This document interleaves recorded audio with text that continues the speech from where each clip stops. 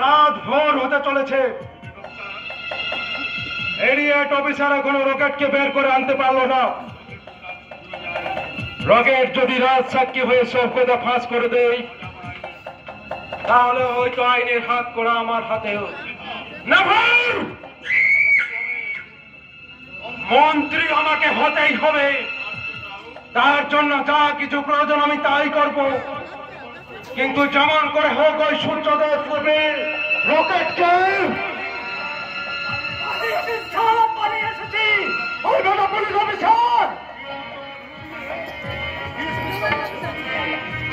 চোখে ধুলো দিয়ে আমি কোন রকমে পালিয়ে এসেছি sir. Very good, very good. তোমার ফিরে পেয়ে আমি ভীষণ খুশি হয়েছি রকেট। মিস্টার দত্ত তাহলে আমার কথা রেখেছে। স্যার, নিজের জীবন বিপন্ন করেও বহু কষ্টে আমি রকেটকে বের করে এনেছি sir. Thank you mister Dutta. আপনার প্রমোশনের কথাটা আমার নলেজে থাকবে। রকেট, তুমি নিজে বেঁচে আমাদের সবাইকে বাঁচিয়ে দিলে, আর তোমাকে রাজ সাক্ষী হয়ে ওই আদালতের সাক্ষীও দিতে হবে না, এবং এই দুর্যোধন গাঙ্গুলির অ্যারেস্ট হওয়ার কোনো চান্সও রইল না। কিন্তু স্যার, ওই 2-4 দিনের মধ্যে ডিএসপি কে না সরালে যেমন করে হোক সেটা ঠিক গুলো খুঁজে বের করবে। তাছাড়া এই রকেট সব গোপন তথ্য ফাঁস করে দিয়ে এসেছে। না স্যার, না, আমি কোনো ফাঁস করিনি। আপনার ফাঁস হয়ে বলছি, আমি কোনো ফাঁস করিনি। তুমি রাজ সাক্ষী হবে, তুমি নিজে বেঁচে এই দুর্যোধন গাঙ্গুলিকে ফাঁস দেবে, তাই না রকেট?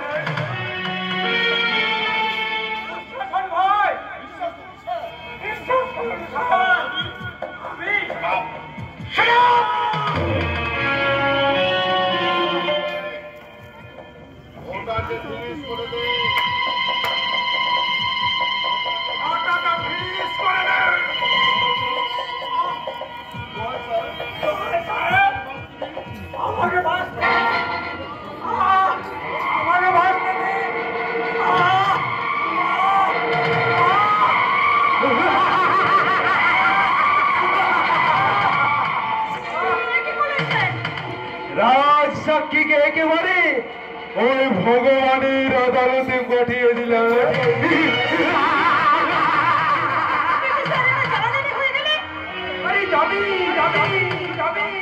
এত বড় একটা ঘটনা ঘটলো, অথচ কেউ জানবে না, তা তো কোনো হয়। আমরা সবাই মিলে দাঁড়িয়ে দেবো। কিন্তু স্যার, কোনো কিন্তু নয়। রকেট একজন শিক্ষিত সমাজ সমাজসেবী এবং আমার ইউনিয়নের একজন সক্রিয় কর্মী। ডিএসপি বিপ্লব চৌধুরী তাকে বিনা দোষে লোকাপে নিয়ে গিয়ে রকেটকে প্রচন্ড মারধর করে, এবং রকেটের ওই লোকাপের মধ্যে রকেট মারা যায়। ডিএসপি তাকে জঙ্গলের ধারে ফেলে দিয়ে আসে, আর তার সাক্ষী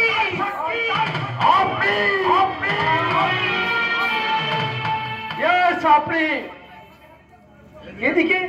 এদিকে সদ্য বিবাহিতা ওর মা বাবা আছে, সদ্য বিবাহিতা স্ত্রী আছে, কিন্তু ওর তো এখনো বিয়ে হয়নি, না হলেও হয়েছে। এর স্ত্রী ভূমিকায় অভিনয় করবে মিস লিলি। ওকে স্যার, আবার অভিনয়। কাল সকালে জনগণের সামনে নতুন অভিনয়ের ডালি সাজিতে এই রকেটের মৃতদেহ নিয়ে সারা শহরে সৃষ্টি হবে এক শোক মিছিলে।